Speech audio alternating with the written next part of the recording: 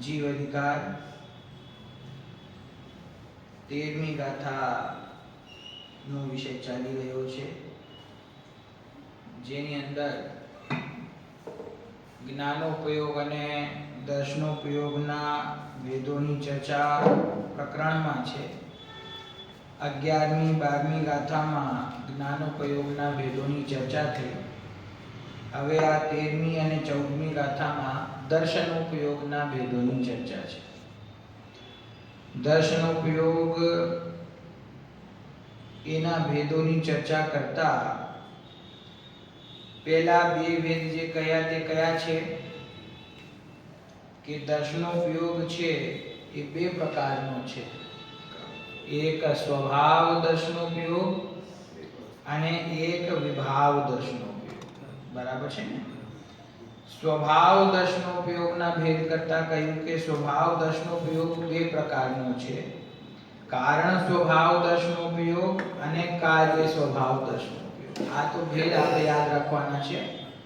દર્શનોપયોગ બે પ્રકારનો, સ્વભાવ અને વિભાવ. પછી સ્વભાવ દર્શનોપયોગ બે પ્રકારનો, કારણ સ્વભાવ દર્શનોપયોગ અને કાર્ય સ્વભાવ દર્શનોપયોગ. કારણ સ્વભાવ દર્શનોપયોગનું નાનું નામ રાખ્યું કારણ દ્રષ્ટિ. દર્શનોપયોગ છે ને, અહીંયા કાલે પણ આપણે થોડી ચર્ચા કરી. આ મહત્વપૂર્ણ વિષય છે, બલકે આ જીનાગમમાં પ્રાપ્ત થતા દુર્લભ સ્થાન છે એમાંથી એક છે આ, કે જ્યાં દર્શનોપયોગની સાથે દર્શનને સંકળીને વાત કરી છે. કાલે મેં કહ્યું હતું ને કે ભાઈ એક જ્ઞાનોપયોગ દર્શનોપયોગ એ ચૈતન્યનો વ્યાપાર છે. એ દર્શન જુદું છે. એનું કથન સમસ્ત આગમમાં જુદા સ્થાને મળે છે. અને સમ્યક દર્શન જ્ઞાન ચારિત્રાણી મોક્ષ માર્ગ એ પંક્તિમાં જે દર્શન શબ્દ વપરાય છે, જેનો અર્થ દ્રષ્ટિ થાય છે, જેનો અર્થ શ્રદ્ધાન થાય છે, એનું કથન જુદી અપેક્ષા છે ને. જે દર્શન છે, સમ્યક દર્શનમાં જે દર્શન શબ્દ છે અથવા સમ્યક દ્રષ્ટિમાં જે દ્રષ્ટિ શબ્દ છે તે શ્રદ્ધાનું સૂચક છે. અને ચૈતન્ય જ્ઞાન અને દર્શન રૂપ છે, એમાં જે દર્શન છે તે ચૈતન્યના વ્યાપાર રૂપ છે, દેખવા રૂપ છે. કયા રૂપે છે? દેખવા રૂપે. સાકાર અને નિરાકાર બે પ્રકારનું અવભાસન છે. તો જે નિરાકાર અવભાસન છે એનું નામ દર્શનોપયોગ છે, અને સાકાર અવભાસન છે એનું નામ જ્ઞાનોપયોગ છે. તો એ નિરાકાર દેખવા રૂપ દર્શન ઈ જુદું અને શ્રદ્ધાન રૂપ દર્શન ઈ જુદું. પરંતુ આચાર્ય દેવે અહીંયા દર્શનોપયોગની ચર્ચા તો દર્શનોપયોગની છે, અને દર્શનોપયોગની ચર્ચા કરતા કારણ દ્રષ્ટિ એટલે કે આપણે ભેદ કર્યો ને કારણ સ્વભાવ દર્શનોપયોગ, તો ત્યાં કારણ દ્રષ્ટિમાં એમને શું કહ્યું? આપણે કાલે આખો પેરેગ્રાફ વાંચ્યો તો કે ત્યાં કારણ દ્રષ્ટિ તો પછી આત્માના વિશેષણો આપ્યા. છેલ્લી લીટીમાં કહ્યું કે એવા આત્માના ખરેખર સ્વરૂપ શ્રદ્ધાન માત્ર છે. પોતાના સ્વરૂપનું જે શ્રદ્ધાન છે એનું નામ અહીંયા કારણ દ્રષ્ટિ કહ્યું. તો બંને વાત ખ્યાલમાં રાખવી કે એક તો દર્શનોપયોગમાં અને દર્શન એટલે કે શ્રદ્ધાનમાં ફેર છે. ફેર શું છે? ઘણો ફેર છે. કે ભાઈ શ્રદ્ધા ગુણ છે એ શ્રદ્ધા ગુણના સમ્યક પરિણમનથી મોક્ષ માર્ગ અને વિપરીત પરિણમનથી સંસાર માર્ગ છે, બંધ માર્ગ છે. બરાબર? અને જે દર્શનોપયોગ અને જ્ઞાનોપયોગ છે, જે જાણવા દેખવા રૂપે કાર્ય કરી રહ્યા છે, એનાથી તો બંધ માર્ગ પણ નથી અને મોક્ષ માર્ગ પણ નથી. એ તો જાણવા જીવનો સ્વભાવ છે, તો જાણે છે, દેખે છે. એનાથી બંધ માર્ગ નથી, એનાથી મોક્ષ માર્ગ પણ નથી. પરંતુ જે શ્રદ્ધા ગુણ છે, સમ્યક દર્શન રૂપે પરિણમે તો મોક્ષ માર્ગ, અને મિથ્યા દર્શન જ્યાં સુધી છે ત્યાં સુધી બંધ માર્ગ. તો એ બેનો ફેર છે. સમ્યક દર્શન કયા ગુણ સ્થાનમાં થાય છે? ચોથા ગુણ સ્થાનમાં થાય છે. અને દર્શનોપયોગ તો જીવને અનાદિ પ્રગટ છે. એમાં પુરુષાર્થ નથી, પેલામાં પુરુષાર્થ. હા, દર્શનોપયોગ જીવનો સ્વભાવ હોવાથી એમાં પ્રગટ કરવા માટે કઈ પુરુષાર્થ કરવાનો નથી, પરંતુ સમ્યક દર્શન પ્રગટ કરવાનો જીવનો પુરુષાર્થ છે. સમજી ગયા? તો આ રીતે દર્શન ઉપયોગ અને સમ્યક દર્શન ઉપદર્શન એ બંનેની અંદર ફેર છે. શ્રદ્ધા ગુણ અને દર્શન ઉપયોગ એમાં ફેર છે, પરંતુ એક સામ્યતા છે કે જેના કારણે કદાચિત આચાર્ય દેવે અહીંયા દર્શનોપયોગને સ્વરૂપ શ્રદ્ધાનુરૂપ કહ્યું છે. મેં કાલે આની ચર્ચા આદરણીય વિદ્વાન અભયકુમારજી સાથે પણ કરી, ફોન કરીને મેં કહ્યું કે આવો વિસ્તાર, આવી રીતે આ અપેક્ષાએથી કથન લગભગ ક્યાંય જોવામાં આવતું નથી કે દર્શનોપયોગની ચર્ચા ચાલતી હોય અને એને શ્રદ્ધા ગુણ ઉપર ઘટિત કર્યું. તો એમને મને કહ્યું, આ જ વાત કહી કે આ એક એમ કહીએ ને આઉટ ઓફ ધ બોક્સ વાત છે. આ એક જીનાગમનું એક અદ્ભુત આ અહીંયા કથન છે. પણ એમને કહ્યું કે ભાઈ દર્શનોપયોગ છે, દર્શનોપયોગનું કામ શું છે? ભેદ કર્યા વગર નિરાકાર છે ને, દર્શનોપયોગ છે તે નિરાકાર જાણે છે. અને અહીંયા નિયમસાર ગ્રંથમાં પહેલેથી અહીંયા સુધી 11મી 12મી ગાથાની અંદર પણ જે જ્ઞાનોપયોગની ચર્ચા આવી તો તેમાં સહજ જ્ઞાનની વાત કરી છે. અહીંયા દર્શનોપયોગમાં પણ એ પ્રકારની વાત છે. તો કહે છે કે જે શ્રદ્ધા ગુણ છે એ પણ આત્માને અભેદપણે સ્વીકાર કરે છે, અને દર્શનોપયોગ છે એ પણ સમસ્ત વિશ્વને અભેદપણે એટલે ભેદ કર્યા વગર નિરાકાર જાણે છે. હા, અને બંને આત્માના ગુણ છે. તો એટલા માટે આ એક વિશિષ્ટ કથન એવું અહીંયા આવ્યું છે, જે અપેક્ષાએ આચાર્ય દેવ સમજાવે છે.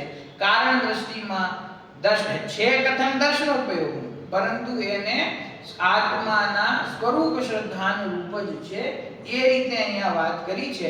આપણે બંને અપેક્ષાઓ ખ્યાલમાં રાખવી કે દર્શનોપયોગ અને દર્શન ગુણ બંને ભિન્ન છે, અને કારણ દ્રષ્ટિ અહીંયા આચાર્ય દેવે પોતાના સ્વરૂપ શ્રદ્ધા માત્ર કહી છે. તો આ જે પહેલા પેરાગ્રાફમાં કથન થયું એ કથન છે સ્વભાવ દર્શનોપયોગ, કારણ સ્વભાવ દર્શનોપયોગ. બરાબર. હવે એનો જે બીજો ભેદ છે કાર્ય સ્વભાવ દર્શનોપયોગ, એની ચર્ચા અહીંયા કરે છે. બીજી કાર્ય દ્રષ્ટિ, ઓનું કારણ દ્રષ્ટિ કયું હતું? પેજ નંબર 32 છે, બીજો પેરાગ્રાફ. પહેલા કહ્યું કારણ દ્રષ્ટિ, હવે કાર્ય દ્રષ્ટિ. બીજી કાર્ય દ્રષ્ટિ દર્શનાવર્ણીય જ્ઞાનાવર્ણીય આદિ ઘાતી કર્મોના ક્ષયથી ઉત્પન્ન થાય છે. હવે અહીંયા શું ઘટિત કરે છે? કેવલ દર્શન. ખ્યાલ આવે છે? દર્શનોપયોગના ભેદ તત્વા સૂત્રમાં વાંચશો તો 4 ભેદ દેખાશે: ચક્ષુ દર્શન, અચક્ષુ દર્શન, અવધિ દર્શન અને કેવલ દર્શન. તો જે કેવલ દર્શન છે, કેવલ જ્ઞાનની સાથે જે દર્શનોપયોગ હોય છે એ કેવલ દર્શનની વાત અહીંયા કાર્ય દ્રષ્ટિમાં કરે છે. જેમ કે કેવળ જ્ઞાનને કાર્ય સ્વભાવ જ્ઞાન કહ્યું, એવી જ રીતે કેવળ દર્શનને કાર્ય સ્વભાવ દર્શનોપયોગ, અને એનું સંક્ષેપમાં નામ કાર્ય દ્રષ્ટિ. તો કે છે જે બીજી કાર્ય દ્રષ્ટિ છે તે કાર્ય દ્રષ્ટિ દર્શનાવર્ણી જ્ઞાનાવર્ણી ઘાતી આદિ ઘાતી કર્મોના ક્ષયથી ઉત્પન્ન થાય છે. જ્યારે 4 ઘાતી કર્મોનો અભાવ થયો, કેવળ જ્ઞાન જીવને પ્રગટ થયું, એની સાથે સાથે જે દર્શનોપયોગ છે એ કેવળ દર્શન છે. બરાબર. એનું નામ કાર્ય સ્વભાવ દર્શનોપયોગ છે અથવા કાર્ય દ્રષ્ટિ છે. આ શાયિક જીવને જેણે જ્ઞાનાવર્ણીય આદિ 4 ઘાતી કર્મોનો ક્ષય કર્યો છે, એવા શાયિક જીવને જેણે સકળ વિમળ એટલે કે સર્વથા નિર્મળ કેવળ જ્ઞાન વડે 3 ભુવનને જાણ્યા છે. કે જે કેવળ જ્ઞાની પરમાત્મા પોતાના કેવળ જ્ઞાન વડે 3 લોકોને જાણે છે, નિજ આત્માથી ઉત્પન્ન થતા પરમ વિતરાગ સુખામૃતનો જે સમુદ્ર છે, કે ભગવાન એમનો સ્વભાવ હોય કેવો છે?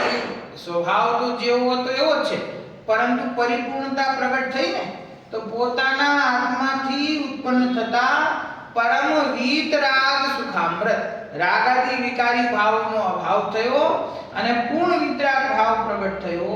એની સાથે અનંત સુખ પ્રગટ થયું. એ અનંત સુખના સમુદ્ર રૂપ જે છે, જે યથાખ્યાત નામના કાર્ય શુદ્ધ ચારિત્ર સ્વરૂપ છે, જે ચારિત્ર પ્રગટ થયું અનંત પરમાત્માને કયું ચારિત્ર છે કે યથાખ્યાત. યથાખ્યાત એટલે સંપૂર્ણ. ચાર પ્રકારના અનંતાનુબંધી, અપ્રત્યાખ્યાન, પ્રત્યાખ્યાન અને સંજ્વલન, ચારે કશાયોના અભાવ પૂર્વક જે ચારિત્ર પ્રગટ થાય છે તેનું નામ શું છે?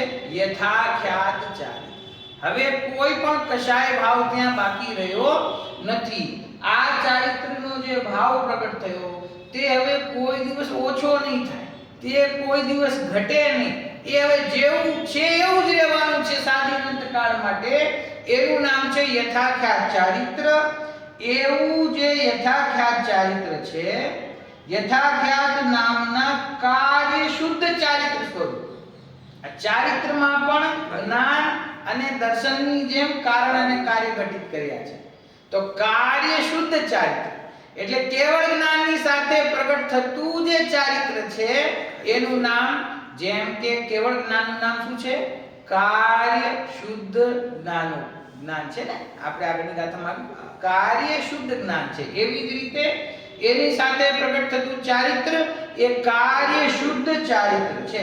તો કાર્ય શુદ્ધ ચારિત્ર સ્વરૂપ. કાર્ય શું કામ કહ્યું? ખ્યાલ આવે છે ને? પ્રગટ કરવા યોગ્ય, નિયમથી કરવા યોગ્ય જે કાર્ય છે તે આ છે. તો કેવળ જ્ઞાનની સાથે જે ચારિત્ર છે તેનું નામ કાર્ય શુદ્ધ ચારિત્ર સ્વરૂપ છે. જે સાદી અનંત અમૂર્ત અતિન્દ્રિય સ્વભાવ વાળા શુદ્ધ સદ્ભૂત વ્યવહારમયાત્મક છે અને જે ત્રિલોકના ભવ્યજનોને પ્રત્યક્ષ વંદના યોગ્ય છે, એવા તીર્થંકર પરમદેવને કેવળ જ્ઞાનની માફક આ એટલે કે કાર્ય દ્રષ્ટિ પણ યુગપદ લોકાલોકમાં વ્યાપનારી છે. આ દર્શનોપયોગનું કથન કર્યું. કાર્ય શુદ્ધ દર્શનોપયોગ. કાર્ય દ્રષ્ટિ, એ કાર્ય દ્રષ્ટિ કેવી છે કે જેવી રીતે કેવળ જ્ઞાન સમસ્ત વિશ્વમાં વ્યાપ્ત છે, તેવી જ રીતે કેવળ દર્શન પણ સમસ્ત વિશ્વમાં વ્યાપ્ત છે. જ્ઞાનનો મહિમા વધારે શું કામ હંમેશા કરવામાં આવે છે? જ્ઞાનોપયોગ અને દર્શનોપયોગ છે તો બંને હંમેશા સાથે સહભાગી છે. એ જ્ઞાન અને દર્શન મળીને આત્માનો સ્વભાવ ચૈતન્ય કહેવાય છે. ચૈતન્ય શબ્દ બોલતા જ્ઞાન અને દર્શન બંનેનો ગ્રહણ થાય છે. છતાં પણ હંમેશા જ્ઞાનનો, કેવળ જ્ઞાનનો મહિમા વધારે કરવામાં આવે છે. કારણ કે કેવળ જ્ઞાન ભેદ સહિત જાણે છે, સમસ્ત ભેદો સહિત જાણે છે. અને કેવળ દર્શન એ સત્તા માત્રનું જ્ઞાન છે. એ શું છે? સમજી ગયા? કેવળ દર્શન જે છે સમસ્ત વિશ્વને દેખે છે. તો એમાં શું દેખે છે? જ્ઞાન સમસ્ત વિશ્વને જાણે અને દર્શન સમસ્ત વિશ્વને દેખે. ફેર શું છે? કે દર્શનોપયોગ જે છે, કાર્ય સ્વભાવ દર્શનોપયોગ, કેવળ દર્શન એ જ્યારે જાણે છે ત્યારે એમાં કોઈ પણ પ્રકારનો ભેદ નથી. સત્તા માત્રનું અવભાષણ છે, સત્તા માત્રનું અવલોકન છે. એનું નામ છે દર્શનોપયોગ. ત્યાં ખબર છે તમને?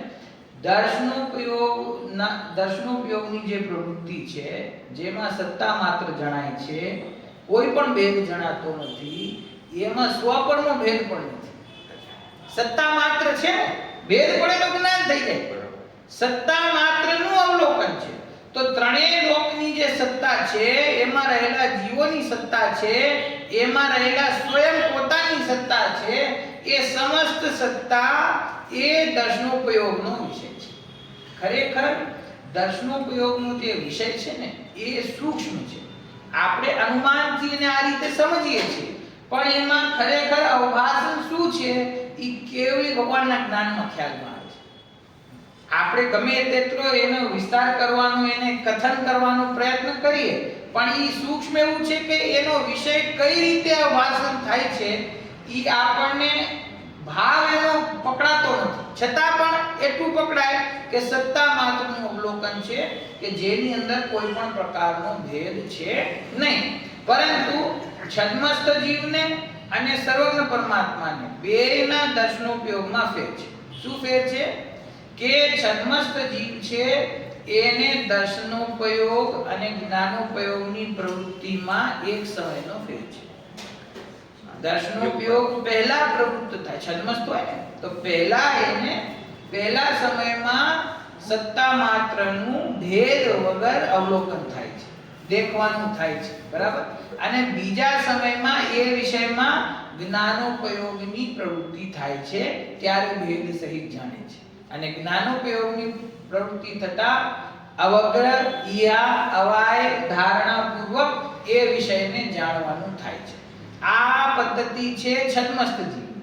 અને સર્વજ્ઞ પરમાત્મા જે થયા તો સર્વજ્ઞ પરમાત્મા સર્વજ્ઞ પદની પ્રાપ્તિ કરતા પછી દર્શનોપયોગ અને જ્ઞાનોપયોગની પ્રવૃત્તિમાં જે એક સમયનો ફેર હતો એ હવે નથી રહી જતો.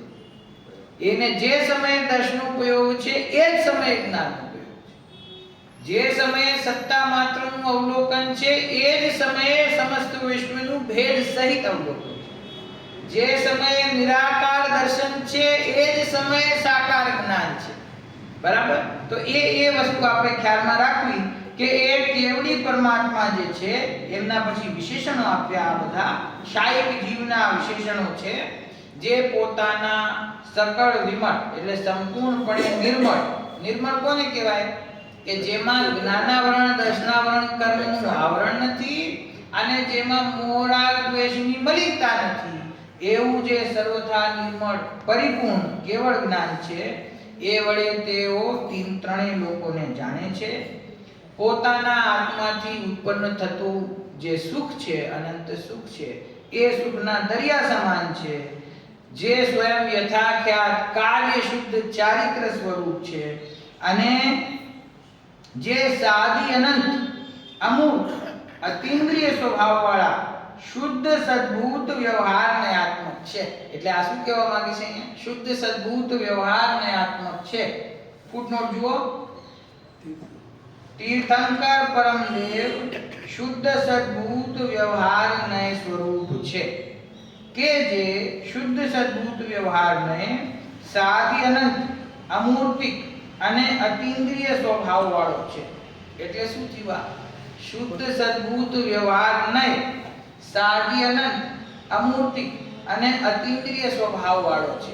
એટલે નય એવો નથી, પણ નય જેને વિષય બનાવે છે એની વાત છે.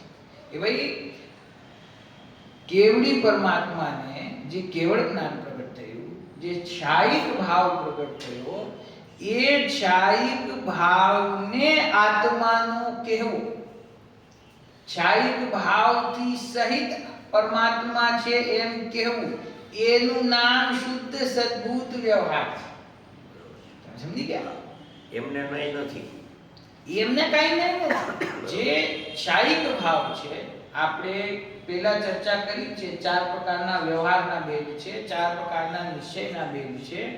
તો જે સાક્ષાત શુદ્ધ નિશ્ચય નહીં છે, સમજો, સાક્ષાત શુદ્ધ નિશ્ચય નહીં છે, એ કોને વિષય બનાવે છે? સાક્ષાત શુદ્ધતાને, બરાબર. તો સાક્ષાત શુદ્ધતા કઈ છે? કે કેવળ જ્ઞાન. તો કેવળ જ્ઞાનથી સહિત પરમાત્માને, જેમને કેવળ જ્ઞાન પ્રગટ થયું છે એમને કેવળ જ્ઞાની કહેવાય. કેવળ જ્ઞાની, કેવળ જ્ઞાનના સ્વામી એમ કેવું તો એ સાક્ષાત શુદ્ધ નિશ્ચય છે. અને ત્યાં એ જ સ્થિતિમાં સ્વભાવ છે તે ત્રિકાળ નિરૂપાધિ છે, સ્વભાવ છે તે અનાદિ અનંત છે, અને કેવળ જ્ઞાનની જે પૂર્ણ શુદ્ધતા છે તે નવીન પ્રગટ થયેલી શુદ્ધતા છે, તે સાદી અનંત છે. એ કેવળ જ્ઞાનથી સહિત જે પરમાત્મા છે એમને કેવળ જ્ઞાન પ્રગટ થયું. તો એ ભેદ દ્રષ્ટિએ જો ત્રિકાળી ધ્રુવ ભગવાન આત્મા અને એનો ક્ષાયિક ભાવ, એમ કહેતા શુદ્ધ સદબુદ્ધ વ્યવહારને, અહીંયા પરિભાષા કઈ લાગુ પડે છે નિશ્ચય વ્યવહારની? ભેદ સો વ્યવહાર અભેદ સો નિશ્ચય. કેવળ જ્ઞાની પરમાત્મા તો તમે અભેદ કર્યો તો ઈ થઈ ગયું સાક્ષાત શુદ્ધ નિશ્ચયનો વિષય. અને ભગવાનને કેવળ જ્ઞાન છે એમ કહો તો શુદ્ધ સદબુદ્ધ વ્યવહાર. બરાબર? તો એ શુદ્ધ સદબુદ્ધ વ્યવહારનો એનો જે વિષય છે એ વિષય કેવળ જ્ઞાન પ્રગટ થયું. એ કેવળ જ્ઞાન શાયિક ભાવ પ્રગટ થયો. એ શાયિક ભાવ કેવો છે કે સાદી અનંત છે, પ્રગટ થયો છે પણ હવે એનો ભાવ નહીં થાય. અમૂર્તિક છે એટલે એ કઈ આ માત્ર રૂપી પદાર્થને જાણવા વાળું જ્ઞાન નથી. એ સ્વયં અમૂર્તિક છે અને રૂપી અને અરૂપી સમસ્ત પદાર્થોને જાણે છે અને અતિન્દ્રિય સ્વભાવ વાળો છે. ડાયરેક્ટ ઇન્દ્રિયોની સહાયતા વગર પોતાના આત્માથી જ એની પ્રવૃત્તિ થાય છે. અતિન્દ્રિય એટલે ઇન્દ્રિયોથી પાર. કેવડી પરમાત્મા છે એને આપણે વાત કરી હતી કે શરીર અને પાંચે ઇન્દ્રિયો તો છે પણ હવે પાંચે ઇન્દ્રિયોનું કોઈ કર્તવ્ય છે નહીં. એમણે તો કેવળ જ્ઞાનથી સમસ્ત વિશ્વને જાણે છે. એવા જે કેવડી પરમાત્મા છે, જે તીર્થંકર પરમદેવ છે, જે ત્રિલોકના ભવ્યજનોને પ્રત્યક્ષ વંદના યોગ્ય છે, એવા તીર્થંકર પરમાત્મા એમનું જે કેવળ જ્ઞાન છે એ કેવળ જ્ઞાન જે રીતે સમસ્ત લોકાલોકમાં વ્યાપ્ત છે એ જ પ્રમાણે એમનું કેવળ દર્શન, કાર્ય સ્વભાવ દર્શનોપયોગ એ પણ એ રીતે જ લોકાલોકમાં વ્યાપક છે. ખ્યાલ આવ્યો?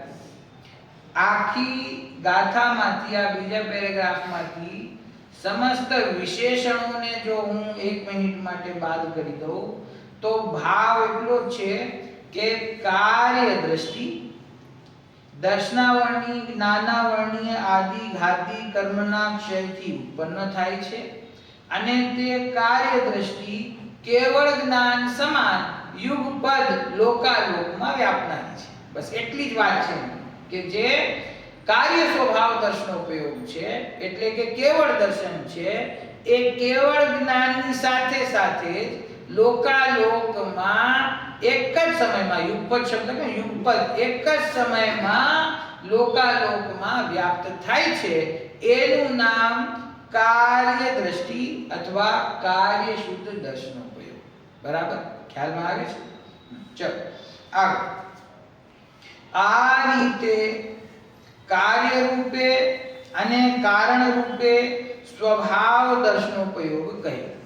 કારણ એટલે પેલી વાત આવી કારણ સ્વભાવ દર્શનોપયોગ, કારણ દ્રષ્ટિ જે સ્વરૂપના શ્રદ્ધાન માત્ર છે, અને કાર્ય રૂપે કાર્ય સ્વભાવ દર્શનોપયોગ એટલે કે કેવળ દર્શન. એ બંનેની સ્વભાવ દર્શનોપયોગની વાત કરી. વિભાવ દર્શનોપયોગ હવે પછીના સૂત્રમાં એટલે કે 14મી ગાથામાં હોવાથી ત્યાં જ દર્શાવવામાં આવશે. હવે આગળ એનું કથન આવશે. સ્વભાવની વાત થઈ, હવે વિભાવ દર્શનોપયોગ. હવે 13મી ગાથાની ટીકા પૂર્ણ થતા ટીકાકાર મુનિરાજ શ્રી પદ્મ બ્રહ્મધારી દેવ શ્લોક કહે છે. 23 નંબરનો શ્લોક છે.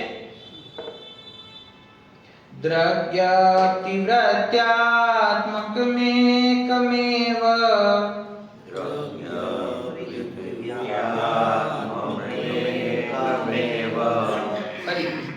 શબ્દ સંધિ વિચ્છેદ શું છે? દ્રગ એટલે કે દ્રષ્ટિ, જ્ઞપ્તિ એટલે કે જ્ઞાન, વૃત્તિ એટલે કે ચારિત્ર, આત્મક જે આત્મા દર્શન, જ્ઞાન અને ચારિત્રાત્મક છે, એકમેક છે એની સાથે, એ ભાવ છે અહીંયા. દ્રવ્યાતિવ્રત્યાત્મકમેકમેવ દ્રવ્યાત્મકમેકમેવ ચૈતન્ય સામાન્ય નિજાત્મ તત્વમ ચૈતન્ય સામાન્ય નિજાત્મ તત્વમ મુક્તિ સ્પૃહામયનમ તદુચૈ મુક્તિ સ્પૃહામયનમ તદુચૈ રેતેન માર્ગેણ વિના ન મોક્ષઃ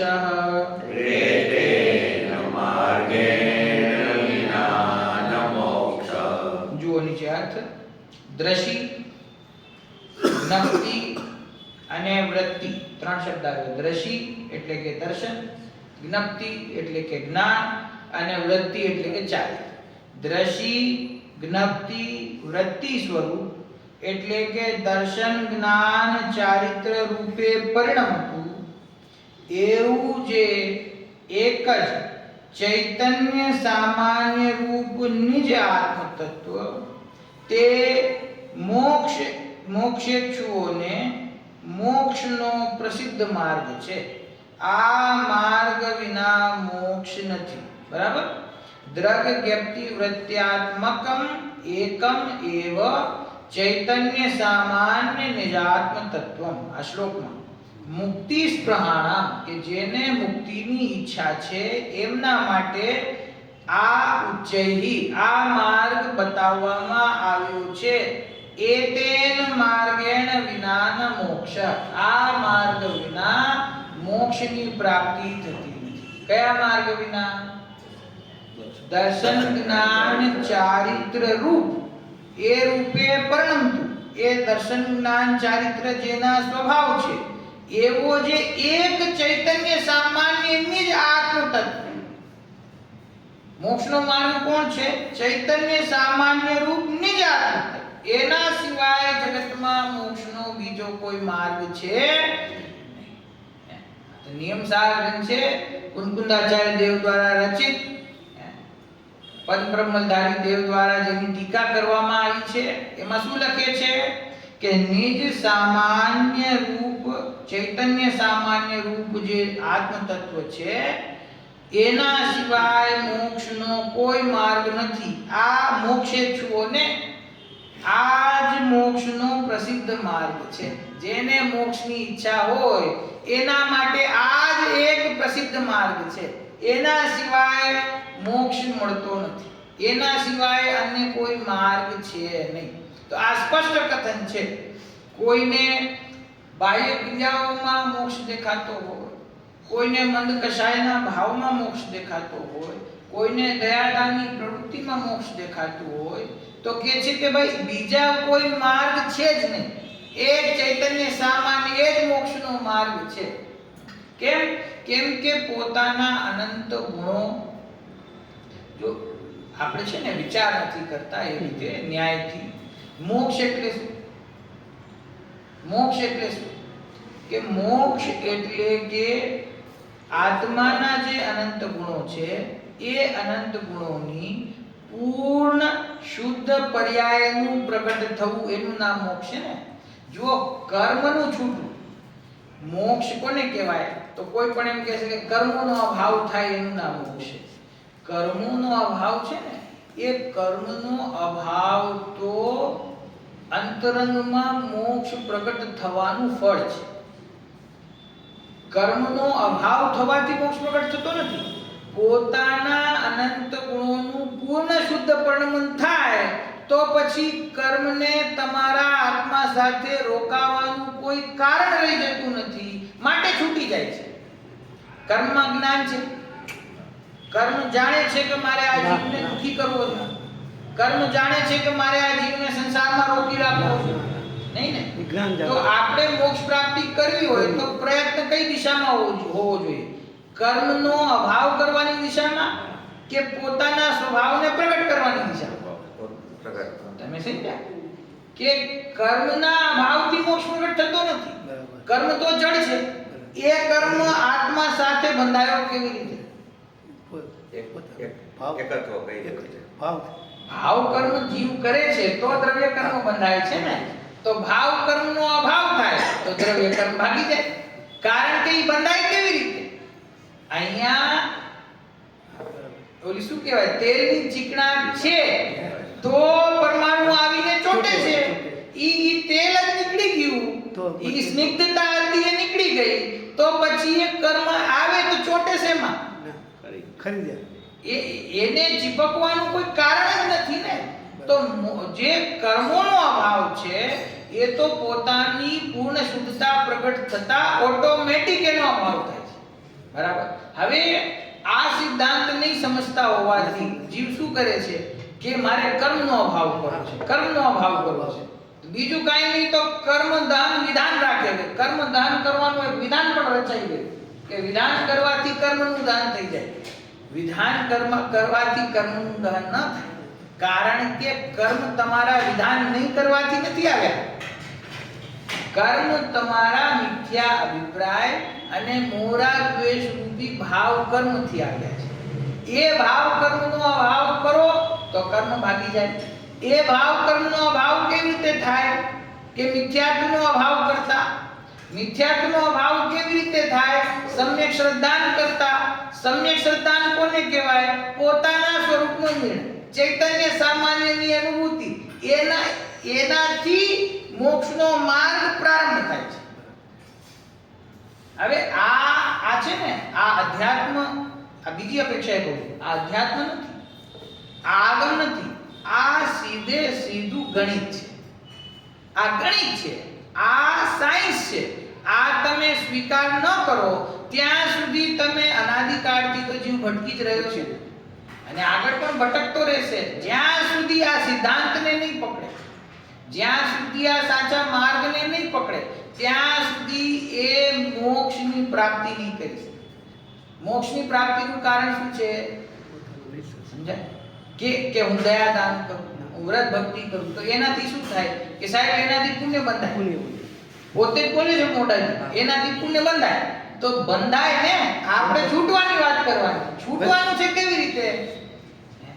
એ આ બધા કાર્યોથી પુણ્ય મળે, પુણ્ય મળીને આગળ જતા સ્વર્ગ મળે, સ્વર્ગમાંથી પછી મોક્ષનો માર્ગ મળે. ઈ તારું ભ્રમ છે. સ્વર્ગમાંથી મોક્ષનો માર્ગ મળતો નથી. પોતાના ચૈતન્ય સામાન્યથી મોક્ષનો માર્ગ મળે છે. સ્વર્ગમાંથી તો સમ્યક દર્શન વગર જો સ્વર્ગમાં જાય તો ત્યાંથી તો ઉલટો બિચારો એકેન્દ્રીમાં જતો રહે છે. આપકો ખ્યાલ આતી વાત? આપ ગુજરાતી સમજતો? तहते चय थावर्तन धरे यो परिवर्तन पूरे करे. छठा लाइन की पंक्ति है कि वहां से च्युत होकर के भवनवासी देव भवन से च्युत होकर के कहां जाता है? तहते चय, वहां से छूट के थावर्तन धरे, स्थावर बनता है. स्थावर किसको कहते हैं? स्थावर मतलब एकेंद्री. एकेंद्री मतलब पृथ्वी काय, अग्नि काय, वायु काय, वनस्पति काय और जल काय. कौन जाता है इस गति में? देव जाता है. कौन सा देव? जो एक बहु पहले, जे एक बहु पूर्वे મંદ કશાયને ધર્મ સમજીને આખું જીવન એમાં વ્યતીત કરીને એના ફળમાં સ્વર્ગ ગયો છે, તે ત્યાંથી આયુ પૂરું કરતા ચય થઈને પાછો એકેન્દ્રીમાં આવી જાય છે.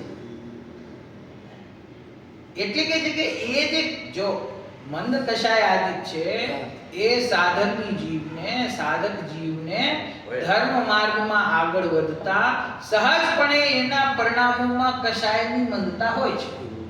પણ એ કશાયની જે મંદતા છે એ પણ જીવને શુભ કર્મના બંધનું જ કારણ છે ને, બંધનું કારણ છે. જો એ મોક્ષનું કારણ હોય તો પછી મોક્ષ દશામાં શુભ ભાવ સિદ્ધ પરમાત્માને હોવો જોઈએ. તો શુભ ભાવનો તો અહીંયા અભાવ થઈ જાય છે, ત્યારે શુદ્ધ ભાવ પ્રગટ થાય છે, ત્યારે સિદ્ધ દશા પ્રગટ થાય છે.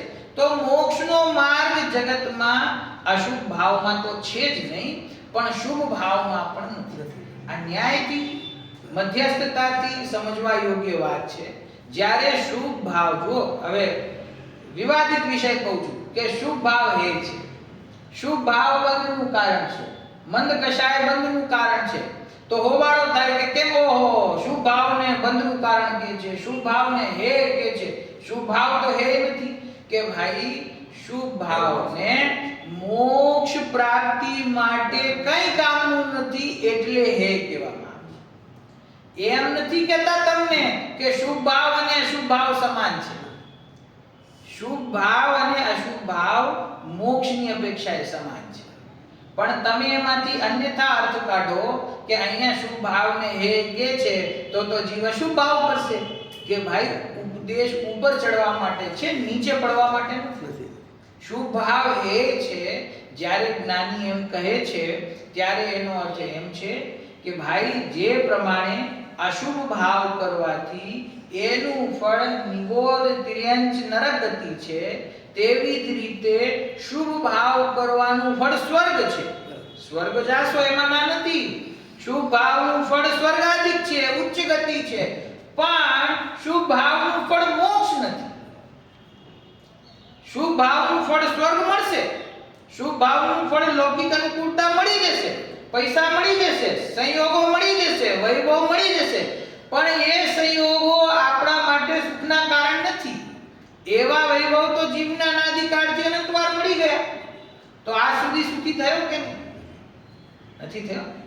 તો એનું કારણ કે એમાં સુખ છે ને, એમાં આકુળતા છે. સુખનો માર્ગ ક્યાં છે? કે નિરાકુળતામાં. નિરાકુળતા ક્યાં મળે? પોતાના ચૈતન્ય સ્વભાવ સિવાય નિરાકુળતાનો કોઈ બીજો માર્ગ જગતમાં છે. કારણ કે પાંચ ઇન્દ્રિયના જે વિષય ભોગો છે, જ્યાં સુધી જીવને પ્રાપ્ત થતા નથી ત્યાં સુધી એને એમ લાગે છે કે જો આ મને મળી જાય ને તો હું સુખી થઈ જઈશ. અત્યારે મારી પાસે નથી એટલે હું દુખી છું, અથવા ઓછા છે એટલે હું દુખી છું. આ વધારે મળી જશે તો હું સુખી થઈ જઈશ. પછી એને વધારે વધારે વધારે વધારે મળતું જાય છતાં પણ એની તૃષ્ણા કોઈ દિવસ પછી થતી નથી. કેટલું વધારે મળી જાય તો સુખી થઈ જાય? તો ચક્રવર્તી પણ સુખી થતા નથી, ઇન્દ્ર પણ સુખી થતા નથી, વૈભવ પ્રાપ્ત કરીને આજ સુધી કોઈ સુખી થયું નથી. કોઈને એમ થાય અત્યારે મારી પાસે પૈસા નથી, 10 કરોડ મળી જાય ને તો પછી હું સુખી થઈ જઈશ. તો 10 કરોડ મળી જાય પછી થઈ જાય છે દુખી થઈ જાય. આ ફિલ્મમાં કામ કરનારા, ટીવીમાં કામ કરનારા સેલિબ્રિટી હોય, લાખો કરોડો રૂપિયા કમાતા હોય, પછી 10-15 દિવસે તમે ન્યૂઝ સાંભળી લો, આ આત્મહત્યા કરી, ઓલા આત્મહત્યા કરી, ઓલા આત્મહત્યા કરી. તો આટલો પૈસો છે, આટલું તમારું નામ છે, આટલા વૈભવ છે, આટલું સન્માન તમને મળે છે, તો પછી આત્મહત્યા શું કામ કરે છે? એને ક્યાંક અંદરમાં એટલી આકુળતા હશે ને કે એને આ જીવન પણ એની સામે વ્યર્થ લાગે છે. તો એમાં સુખ છે કે નહીં? યંગસ્ટર્સને એમ થાય કે અમે સેલિબ્રિટી બની જઈએ, પણ જે સેલિબ્રિટી બની ગયા છે એ તો આત્મહત્યા કરી લે છે, તો દુખી થઈ જાય છે. તો પાંચ ઇન્દ્રિયના વિષય ભોગમાં તો જીવને અનાદિકાળથી આજ સુધી ભોગવતા ભોગવતા અનંત કાળ થઈ ગયો, છતાં પણ એને સુખ મળ્યું નથી. મંદ કષાયના ભાવ પણ જીવે અનંત વાર કર્યા છે, અને એ મંદ કષાયના ભાવના ફળમાં એને લૌકિક પુણ્ય મળ્યું છે, પારલૌકિક પુણ્ય પણ મળ્યું, એટલે કે સ્વર્ગ આદિમાં પણ ગયો, એનું ફળ મળ્યું, એમાં પણ આજ સુધી સુખી થયો નથી. તો એનો અર્થ છે કે કંઈક એવો માર્ગ બાકી રહી જાય છે કે જેની આરાધના આજ સુધી કરી નથી. એ માર્ગ કયો છે? આચાર્ય દેવ કહે છે કે પોતાના દર્શન, જ્ઞાન, ચારિત્ર આદિ અનંત ગુણો રૂપે પરિણમતું પોતાનું જે એક જ ચૈતન્ય સામાન્ય, એટલે ભેદ વગરનું, કોઈ પણ ભેદનો વિચાર ન કરવો, કોઈ પણ ભેદની કલ્પના એમાં ન કરવી, જે જ્ઞાન, દર્શન, ચારિત્ર રૂપે પરિણમતો આત્મા છે, એમાં જ્ઞાન, દર્શન, ચારિત્રના ભેદની કલ્પના ન કરવી. એક જ છે, ચૈતન્ય સામાન્ય છે, એ સ્વરૂપને સમજવા માટે ભેદ કરવામાં આવે છે. ખરેખર એની અંદર કોઈ ભેદ છે નહીં. ભેદ જો નિર્વિકલ્પતા કેવી રીતે આવે? ભેદ હોય, 3 ભેદ હોય, જ્ઞાન, દર્શન, ચારિત્ર, તો 3 ભેદને જાણવા જાય તો વિકલ્પ જોઈએ કે ના? વિકલ્પ થાય તો નિર્વિકલ્પતા કેવી રીતે થાય? તો આત્માનુભૂતિ છે નિર્વિકલ્પ છે. તો નિર્વિકલ્પ શું કામ કહ્યું? કારણ કે નિર્વિકલ્પનો જે આશ્રયભૂત ભગવાન આત્મા છે એ નિર્વિકલ્પ છે. નિર્વિકલ્પ છે એટલે કે એની અંદર કોઈ ભેદ નથી, ભેદ વગરનો છે. તો ભેદ રહિત આત્માનો અનુભવ કરે તો એને નિર્વિકલ્પ અનુભૂતિ પ્રગટ થાય, અને એમાં ભેદનો વિચાર કર્યા કરે, બીજું બધું તો છોડી દે, પણ એમ કે હું જ્ઞાન રૂપ છું, દર્શન રૂપ છું, ચારિત્ર રૂપ છું. કોઈ વખતે ઓલા ધ્યાન આદિ કરવા માટે ઓલા મંત્રો નથી લખી દેતા, એ આટલા 100 મંત્ર હોય.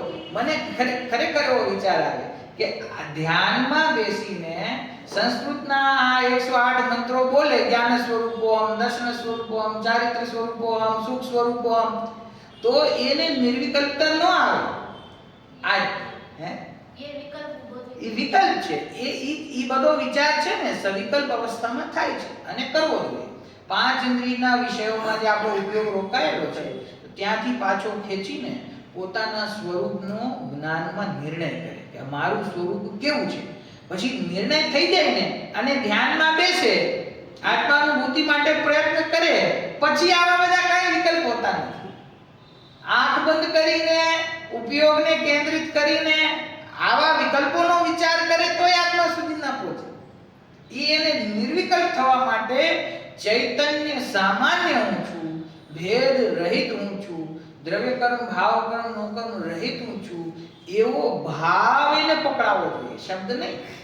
એવો ભાવ એને પકડાય અને એમાં પુરુષાર્થ ઉપડે તો એને પ્રતીતિ થાય, તો એને આત્માનુભૂતિ થાય. બાકી જ્યાં સુધી ભેદનો વિચાર કર્યા કરે ત્યાં સુધી એને આત્મા પ્રગટ થતો નથી. તો અહીંયા આ 23મા કળશમાં થોડી આગળ જ્ઞાનની વાત આવી જ ગઈ. 11મી 12મી ગાથામાં, 13મી ગાથામાં દર્શનોપયોગની વાત આવી. એટલે આચાર્ય દેવે એવો ભાવ વ્યક્ત કર્યો કે આત્મા જે છે ખરેખર જો આપણને પ્રત્યેક ભેદવાળી ગાથા પછી શ્લોકમાં યાદ દેવડાવે છે કે ભેદમાં ન અટકો.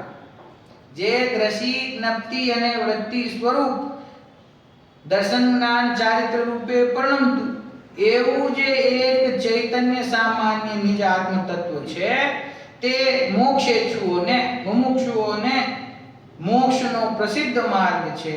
આ માર્ગ વિના મોક્ષ છે નહીં. આ માર્ગ વિના મોક્ષ નથી. આ રીતે અહીંયા આ કળશ અને દર્શનોપયોગની ચર્ચા થઈ. હવે જે વિભાવ દર્શનોપયોગ છે એની આગળ 14મી ગાથામાં ચર્ચા છે એ આપણે કાલે પ્રારંભ કરીશું. ત્યારની ગાથામાં પછી પ્રસિદ્ધ કારણ શુદ્ધ બને છે આગળ આવે છે.